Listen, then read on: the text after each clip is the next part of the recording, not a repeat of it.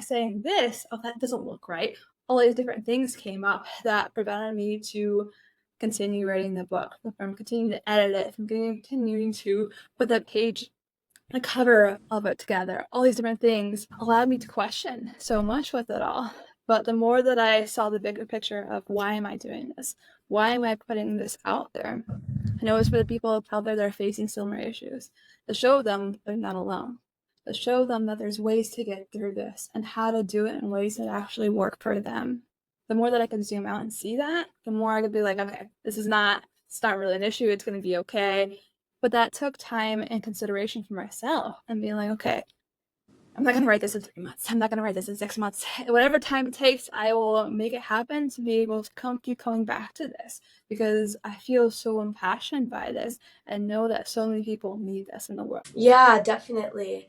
So for our listeners that are kind of just starting this journey to live their best life, what are 3 actionable steps that they can take today to begin their transformation? Yes, the first is to allow that space in your life. So it could be going on a walk, it could be putting on a meditation, it could be just sitting outside and listening to the birds. Take some time to just be with yourself. And sometimes it can be hard for ourselves to turn it off and be like, okay, I'm just going to be silent. I'm going to do nothing. So if it's just for a minute, that's totally fine. Because oftentimes when we just sit down, our brain can be like, oh, like, what are we doing? Like, what's going on? You might twitch a little bit, like, oh, too much. I got to have some intake of something. But the more you can see, like, oh, this is actually quite nice. Maybe I'll spend another couple minutes here. Maybe I'll just sit here and bring my tea over here. When you're able to sit with that, then you can see what's going on inside of you and allow some space for everything else that's coming in to settle, to let go. The second step is to start to understand what it is that you want. Start to listen to those inclinations and ideas that keep on coming up for you. What do you keep talking about, or what do you keep putting off? And how can you take some action to be able to see yourself in that life, of that life that you really want, of doing those things? Allow yourself to go there and do it, and take those baby steps, even if you have to bribe yourself to make it happen. Because the more that you do, the more you're going to enjoy your life, and the more you're going to be excited to wake up and get up for the day and make things happen.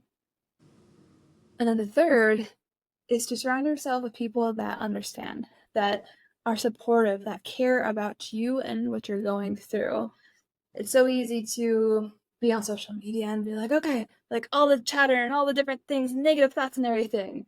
But when you notice that, bring self-compassion, bring compassion to other people, and be like, it makes sense that you're going through this, that you're feeling that way. I'm not going to engage with that right now. Like, I'm prioritizing myself. I am here for me.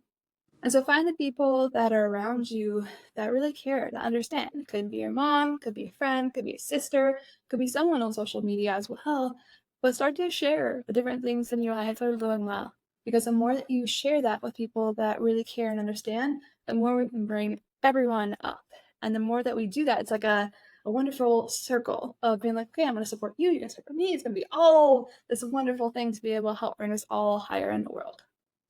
Yeah, those are definitely 3 amazing steps. How would you go about finding those people that lift you up and support you and creating that circle?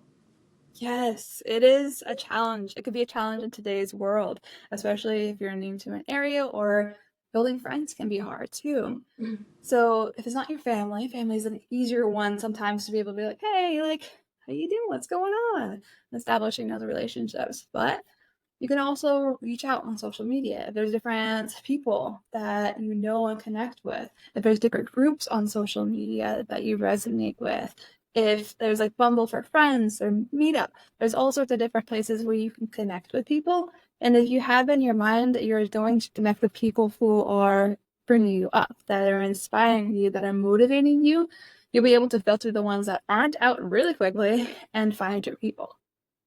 Definitely, those are some great strategies. So, what advice would you give someone who feels overwhelmed by an idea of making changes in their lives? Yes, our brain will often freak out of the unknown. We don't know what that next step is. Right. And so what you can do to help support it is to create a plan. Because plans are the antithesis to that unknown. Because when you know what's going to happen, then it's not the unknown anymore. So create 1, 2, 3 steps of what that's going to look like for yourself. So it could be like, okay, I'm going to take a step out the door today and see what happens.